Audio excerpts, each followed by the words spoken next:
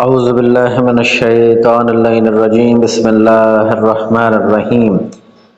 آپ علیہ السلام کی دورس بصیرت، یقین کامل اور موسیٰ علیہ السلام کا خوف زدہ ہونا۔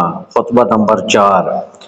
ہماری وجہ سے تم نے گمراہی کی تیرگیوں میں ہدایت کی روشنی پائی اور رفعت و بلندی کی چوٹیوں پر قدم رکھا، اور ہمارے سبب سے اندھیری راتوں کو اندھاریوں سے صبح ہدایت کے اجالوں میں آ گئے۔ وہ کان بہرے ہو جائیں جو چلانے والے کی چیخ و پکار کو نہ سنیں، بھلا وہ کیوں کر میری کمزوری اور دھیمی آواز کو سن پائیں گے۔